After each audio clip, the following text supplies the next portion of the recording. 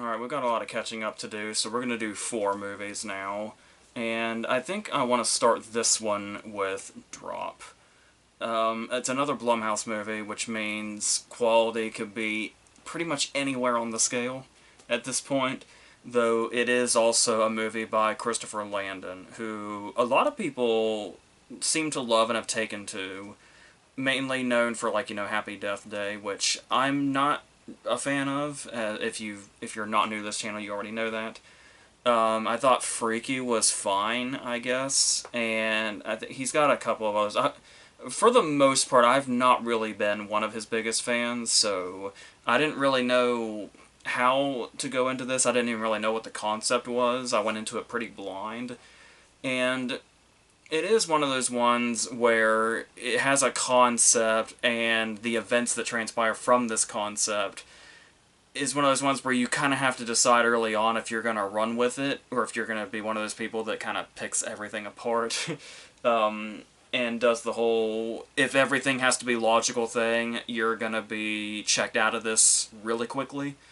And I try to be one of those people that says, like, fuck it, I'll roll with it as it goes. Like, this is definitely going to be a movie riddled with moments for a lot of people that are like, why did they do this, or how could they do this, or whatever, that sort of thing. Trying to outsmart the movie at every turn instead of just running with it, which to me can get old, but I get it too. It's really just comes down to if you're into the movie or not. If it has you or if it doesn't depends on how you're gonna go. But you're gonna go down one of those paths, most likely, with a movie like this.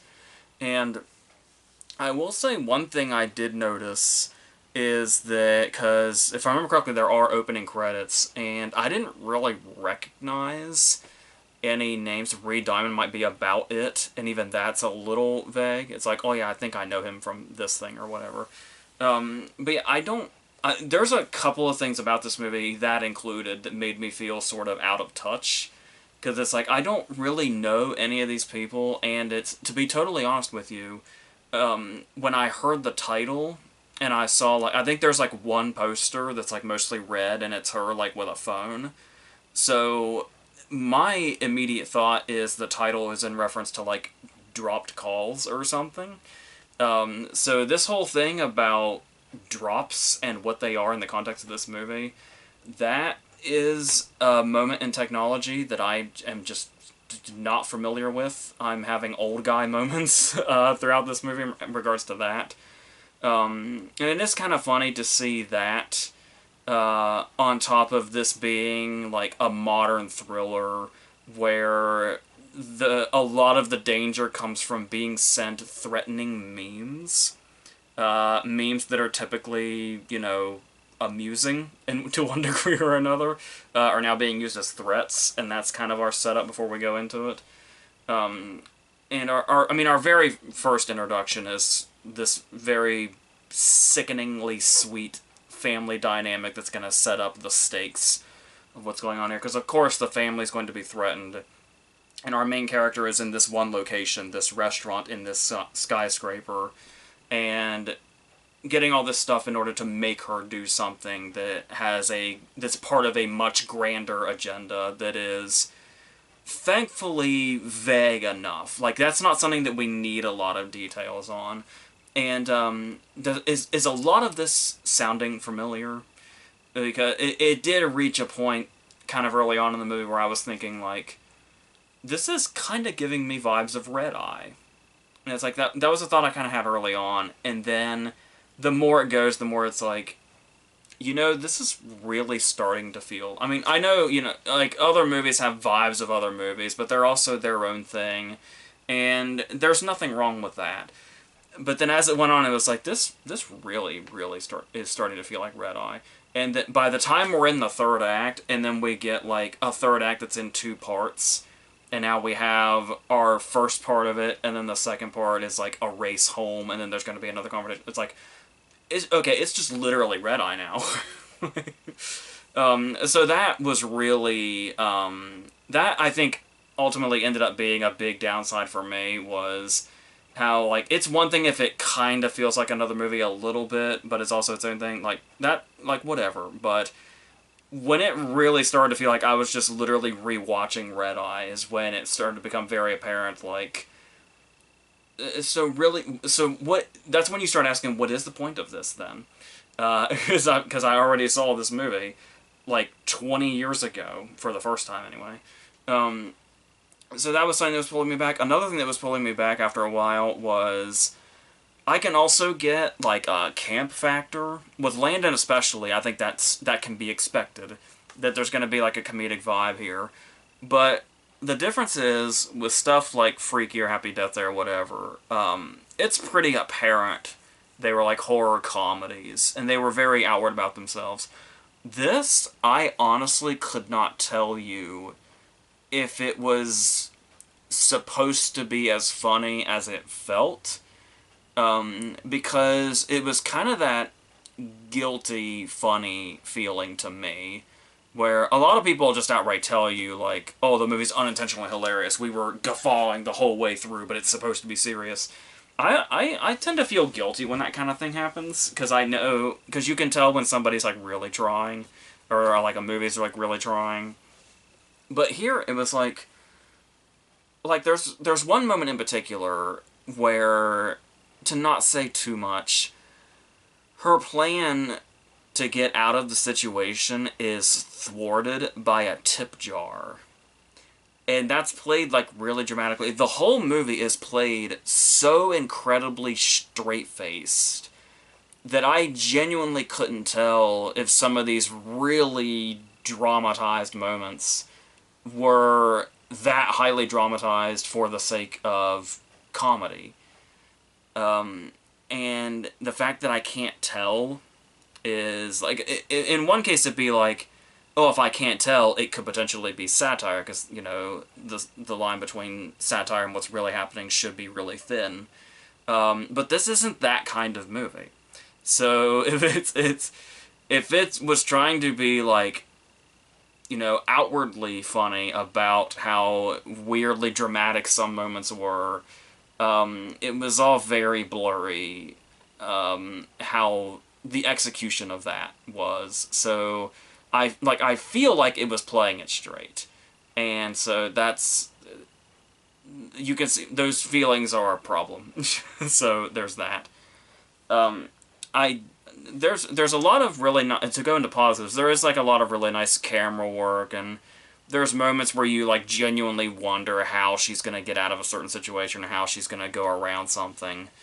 And like, you know, who's doing this and what exactly is going on.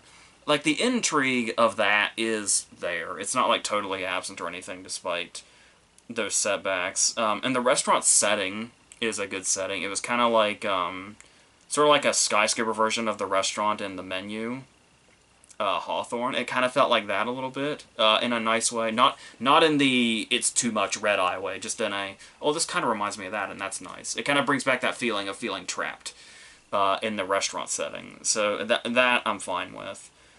But like I was saying, though, I try not to be one of those nitpicky people with movies like this, where it's like, I'll typically just be one of the guys that rolls with it, rather than trying to pick it apart immediately and say, well, this doesn't make sense, or they should have done this, or how could they have possibly done this now that we know this? And it's like, a lot of the time, like, there's plenty of movies that are genuinely entertaining and, you know, even could be genuinely good, that might just have a lot of that, and you have to roll with it. But this was one of those ones where it just kind of was losing me as it was going. So the more and more it, like, started to ramp up, the more ridiculous it started to feel, and not, like, the charming ridiculous that it probably could have been, at least to me. Like I said, the main setback to me at the end of the day is just that it felt way too much like a near clone of a movie that I already love, that's already been around for over 20 years. So that was the most unfortunate thing, but it's not like a terrible experience or anything, and I don't want to seem like I'm, like, you know, ripping it apart or anything like that. But it was just, there's definitely a world where a movie with this concept is a lot better than this. So there's that. So let's go on to The Woman in the Yard, which, if you... The director is actually quite recognizable. I feel like he's one of, like, the busiest directors working. I feel like every year or so he has, like, more than one movie. Or he's always got something in production. I think he's got something in production, like, right now, too. Which is really funny because by all...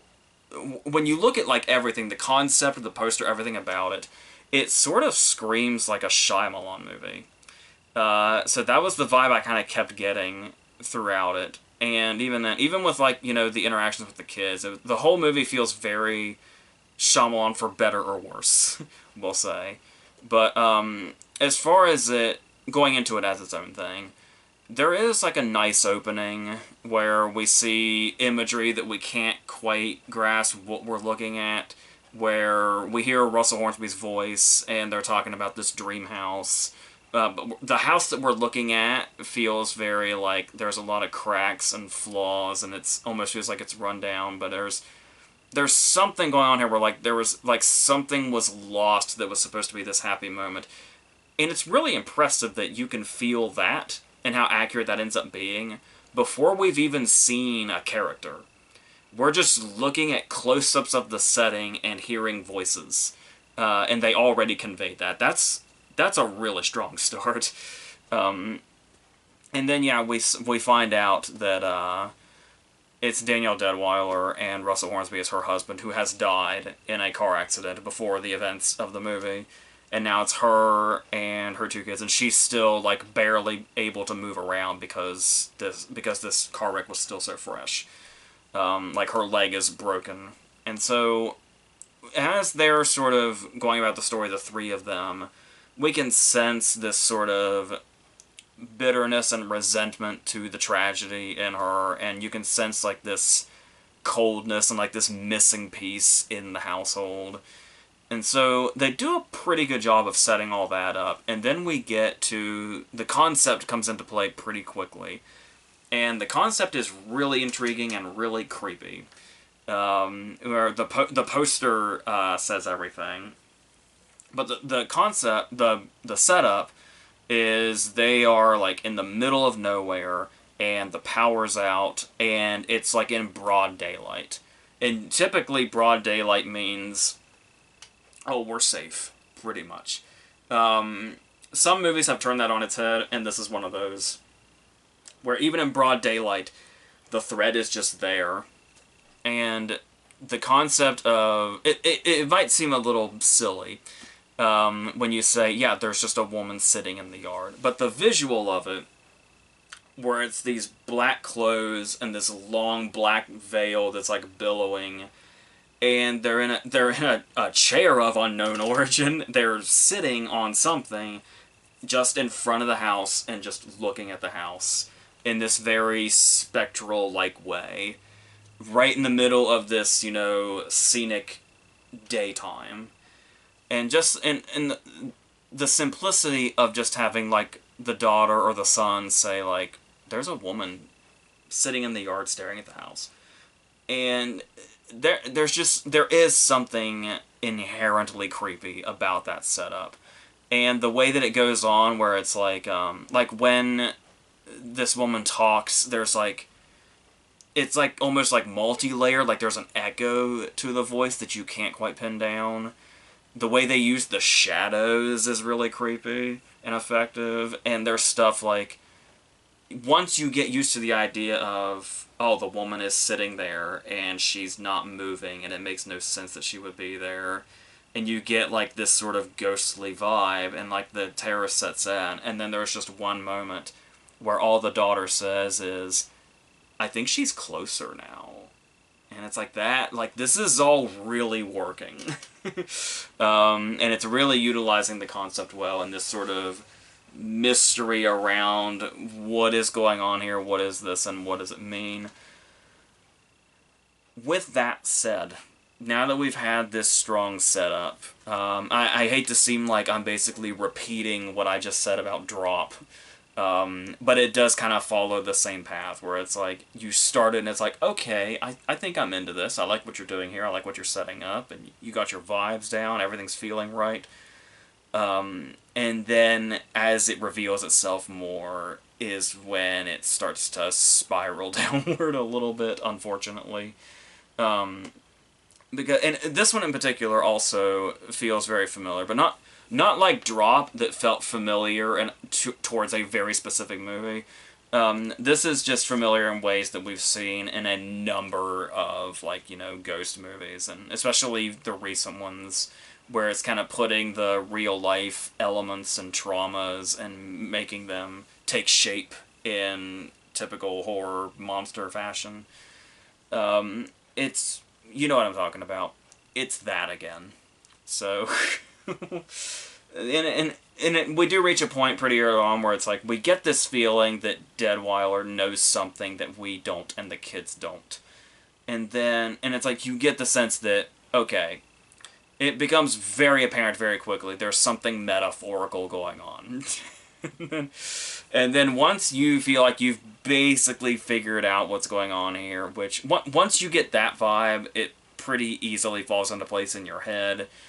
And then it becomes one of those things where it becomes so obvious, we're just waiting for the movie to catch up to us now, because we know what's going on enough that we feel like there's not... that air of mystery isn't here anymore. It's like, yeah, it's some representation of her trauma, some personification of what she's been going through, what's eating away at her, and however she deals with this will help her deal with what's actually going on in real life, I guess you could say. And the elements that are not horror. And so we will go through the horror to figure that out and be able to take care of the drama aspect of it. We know all of this. We know how all of this plays out. We know what all of it means. And we've just seen it time and time again in the last decade in horror or so. I mean, farther back for sure, but like really prominently in this last decade. It's a lot of horror has been this. And like I said, this just kind of starts to fall into, oh, we know all this, we've seen all this. It's going to be like some internalized horror of the main character all along, etc. Now, to the movie's credit, without saying too much, it does, as far as this goes, it does set itself up like we think we know what it is, but then it kind of goes in another direction of what it actually means, rather than what it seemed like to us. And I do want to commend it for that, but at the same time, by this point, by this revelation, it did feel like there was an emotional disconnect from already in place from... Regardless of what it is, I feel like we've seen this before, we've felt this before, we've seen these reveals before. Like, the big revelation doesn't feel like the big emotional revelation it's probably supposed to.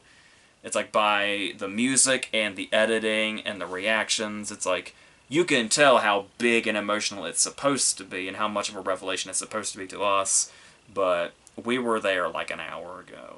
And you're kind of coming up to the finish line at like the very end, at the very end of the race here, and that's what it kind of ends up being. So, and there's also it's quite short. It's like an hour and a half. I'm really liking the run times we're getting in a lot of these. I think all 4 of these are under 2 hours, and like 3 of them are like an hour and a half, and that's it, which is great. But even then, it felt like this was like drawing itself out in that last like 45 minutes or so. That second half, the whole second half is 45 minutes. That's unfortunate, because there was some really strong stuff going on here. Very, very small cast. It's just Deadweiler, the woman, Hornsby coming in and out of it, and the 2 kids, and that's the whole cast.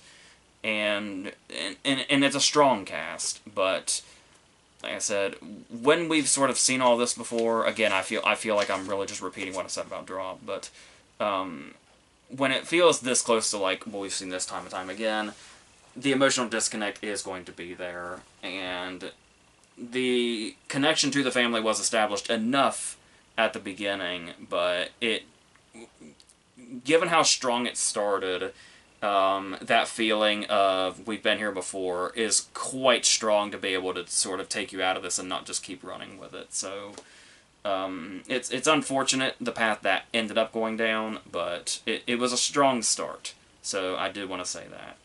So let's go ahead and go on to Last Breath, which started off as a documentary, apparently. A documentary I don't believe I saw. And I believe one of the directors of the documentary is the director of this, so this is going to be very close. It was very much reminding me, not just of, like, the setting and where the tension is coming from, but, like, that too, the whole carryover from documentary to movie and stuff like that.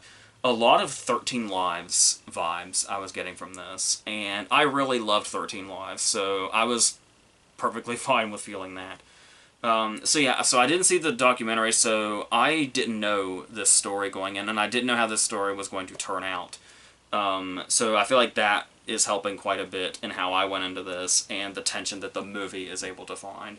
If I had seen the documentary first, the movie probably, I mean, for the obvious reasons, but also, in general, when you're watching literal real life versus a movie, you can tell. So it probably helped a lot as far as enjoying this, that I did not see that documentary.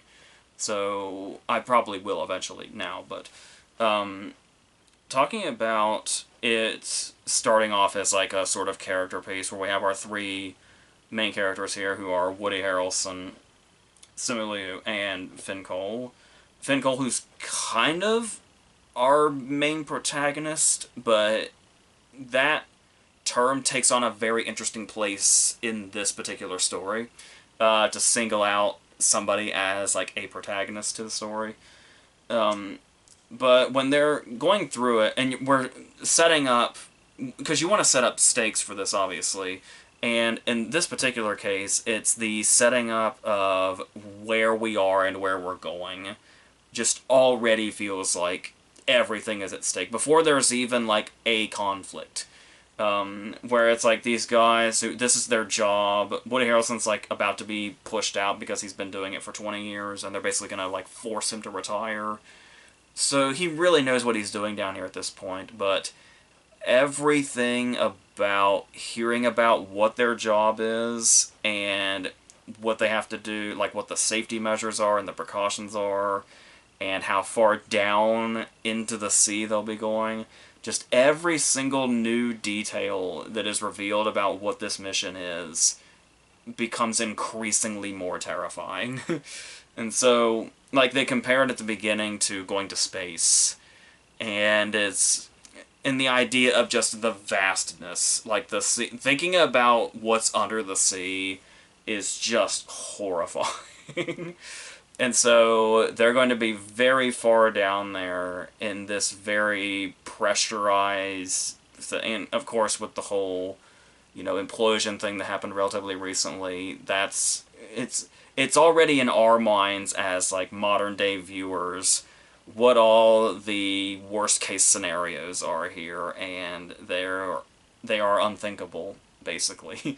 So, in the building up of that as we're getting into this, like I said, before they've even left, before they're even down there, we have these moments like, I think it's Simu Liu who says, when that door closes, everything outside is just a distraction.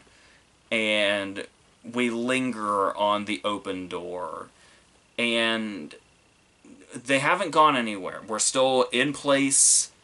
We're not in the water or anything. We're just sitting in this thing with the door open. And just that setup alone, him saying that one thing, just looking at the open door and being able to see that we're still here, is already claustrophobic. Knowing that it's not going to be there for long and where we're going to be and that door is going to be shut. Just that linger on the open door, the claustrophobia is already setting in and the terror is already setting in. So that's really effective in itself. And then, since I didn't know this story, I didn't quite know what the conflict was going to be. though I feel like the title, is giving big clues here, but I still wasn't quite sure, like, what the predicament was going to be, and for that matter, who all was going to be in danger, who was going to be all three of them, or one of them, or whatever. So, as it was going on, I wasn't quite sure, and I mean this in, like, it's weird to say in an exciting way, since this is something that really fucking happened, but, like, from the stance of me watching a movie, and knowing that some kind of suspense is about to ramp up, and I didn't know at all what it was going to be, or who it was going to happen to. So, and it felt like anything could happen. So, as they're doing this, they're doing their job, and then it's Finn Cole's character that ends up getting separated and just basically falls into the abyss. And similarly, just loses him, just completely loses sight of him. And these moments, it becomes one of those sort of isolation movies where you think of like Gravity or something, or The Martian, where they are just stuck on their own and have to survive until they're rescued and hold out until they're rescued. And there's just, you're in an inhabitable place. Just this place that you're, like I said, he's just literally lost in the abyss at this point. And so you have these moments where similarly it comes to the conclusion, I lost him. The only thing I can do is go back to Woody Harrelson. And so he goes back up there, and then we get these shots of Finkel where it's like, he doesn't know where he is, he doesn't know that they can't hear him, and he doesn't know that they're not anywhere near him. And he's calling out like he's hoping they're nearby. And there's just something about that moment in particular that is haunting and terrifying. And at this point, you may know what the story is, and so the thing that caught me by surprise, not knowing what the story is his, obviously the longer he's gone, his oxygen's going to start running out. And the clock is very small. I kept wondering, like, what is this movie going to be? Because the clocks are so small and they're happening essentially in real time, the closest thing to real time that, a movie will do, editing will do. And so this clock is counting down, and it's like, this is how much oxygen he has left. And when it hits 0, he will be out of oxygen. And the concept of the terror coming from a clock counting down, and then the terror comes right back when it hits 0 and starts counting up again. Because now we're counting how long he's going to go without oxygen. And just seeing that clock turn around is a really great effect of just the urgency that we thought we were reaching some sort of end of, because you think, if you don't know the story, it's like, well, we're really early into the movie. He's a main character. We got the whole backstory with him and, like, his fiancée or wife or whoever she was. And so, like, he's not going to die right now because then the movie would just end. And so when we get that moment where it turns back around and then it's like, well, how long can he possibly go? And it's just such, the uncertainty of going into this, like, kind of blind the way I did was really ramping up, like, that whole uncertainty was really pulling along what was going on here, and the emotions of it, and the terror of it, and that was just really well done. Now, I will say, I was mentioning, like, it's a nice swift runtime, it's like an hour and a half, and it's like, it's in this moment that seems like it's not a lot of time goes by. It's, because of the situation, it does feel like an eternity, but especially when it's the life or death, and it's, how long can you even go without oxygen?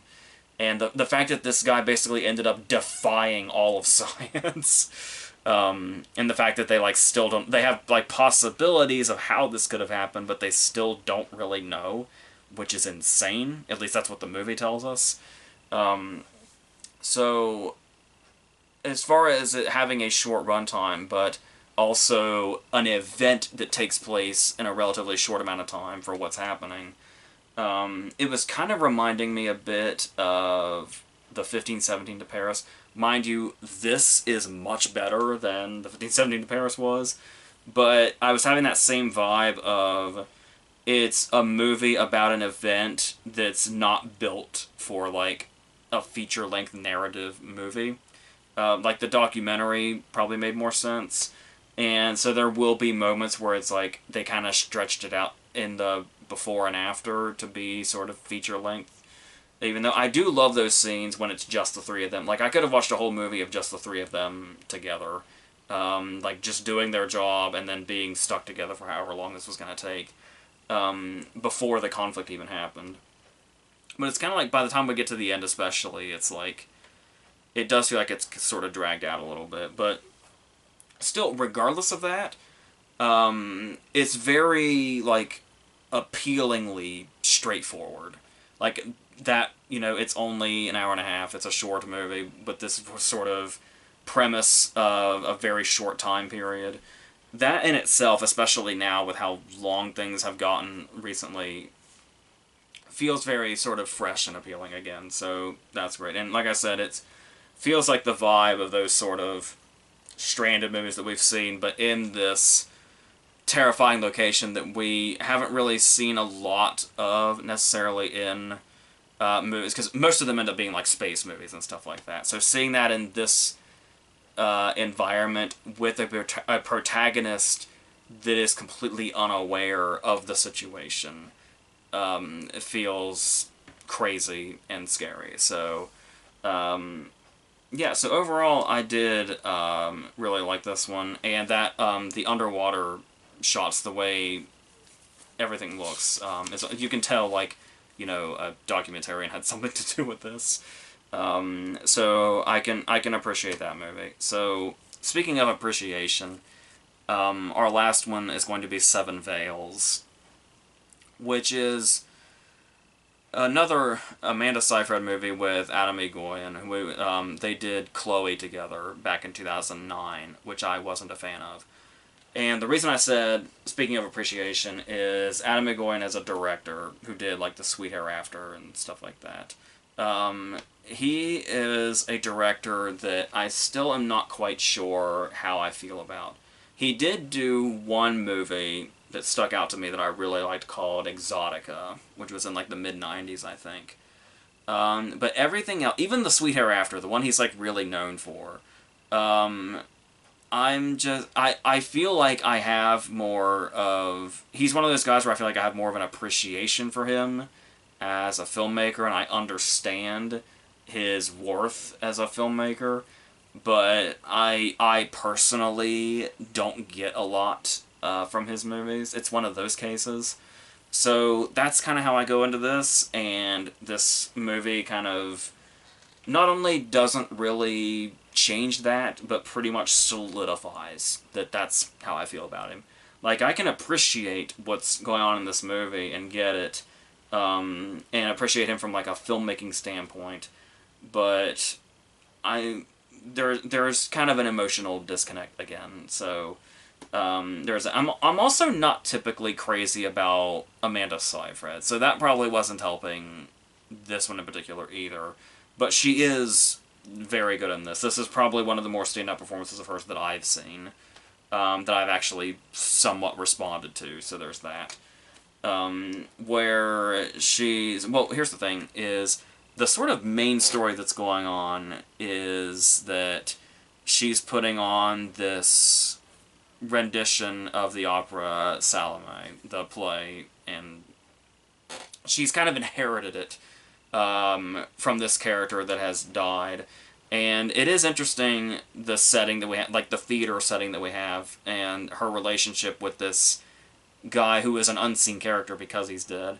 And it's like, that's one of the really interesting things that, like, you see in plays often, which is there'll be this very crucial character that's constantly talked about and is very crucial to the story, but is never seen.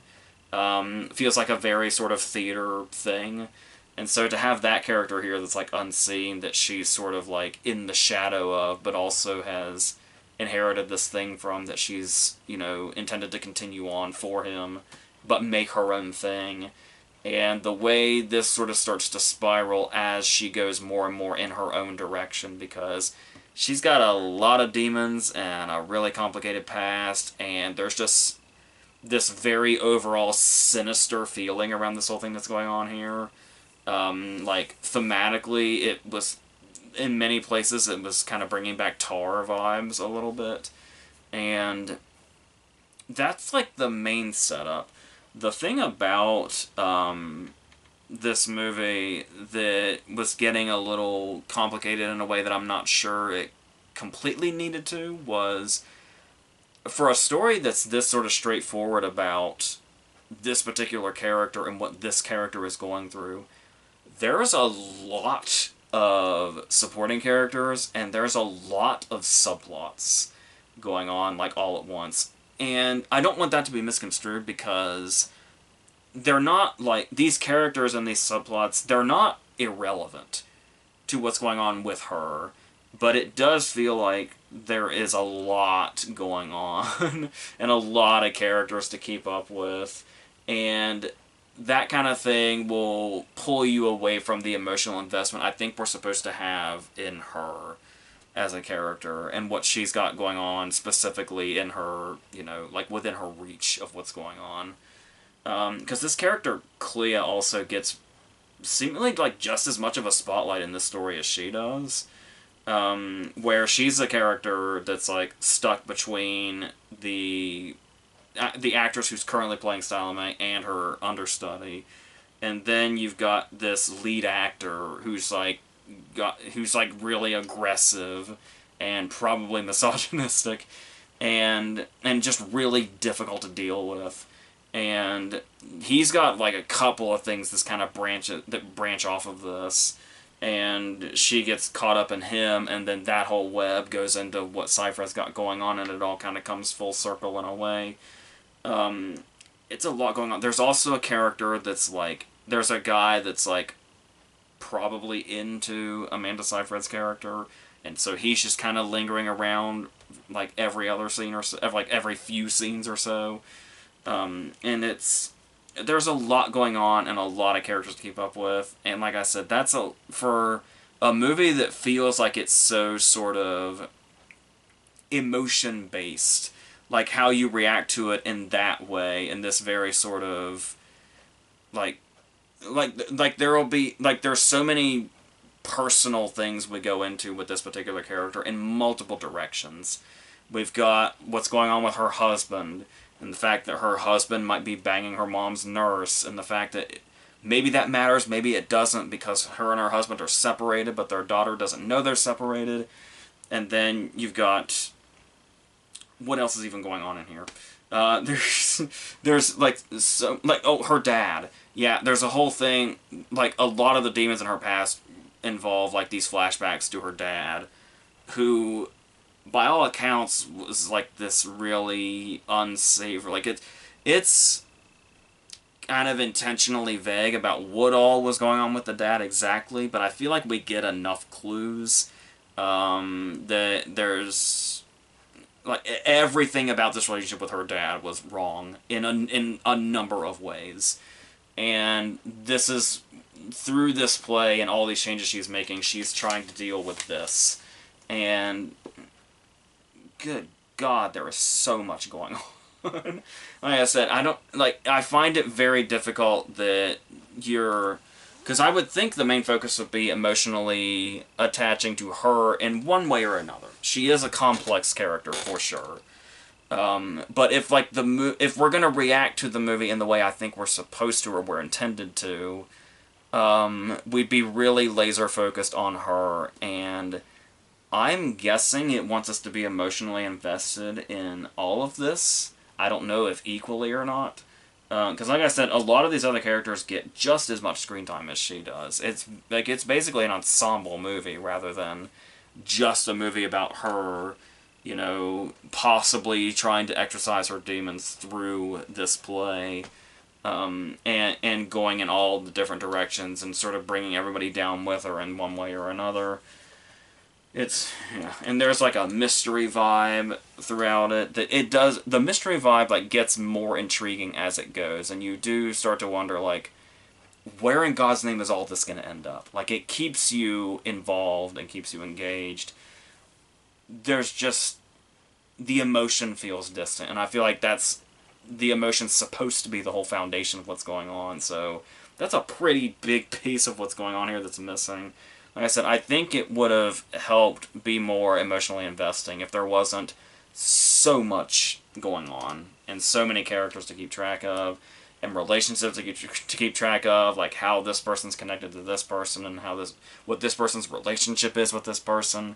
It's all this very complicated web, and it's probably just a little too much. But like I said, they're not irrelevant by any means. But it's a lot we're trying to spread out when we're missing like the key factor here of what would make all of this really shine and really just crescendo in this really big way. That is just not quite there, but there is something in here, like I said, that is engaging. Just maybe not... The stuff that isn't as engaging was intended to be more engaging than what actually is. If that makes sense, even. I don't know. So, that's the most I can say about this, I think. So, hopefully that wasn't too much of a clusterfuck of a somewhat analysis. So, I think the next one's probably also going to be 4 movies, but I'm going to try to do the 3 at a time thing, so... I've seen a lot of stuff now, like Sinners, and Bob Trevino Likes It, and The Accountant 2, and Locked, and whatever else. All of this has been seen, I just need to talk about it, and in some orderly fashion, as to how these are going to come out. So, once I get that figured out, all of these will be coming. So, until whichever the next thing is, that's it.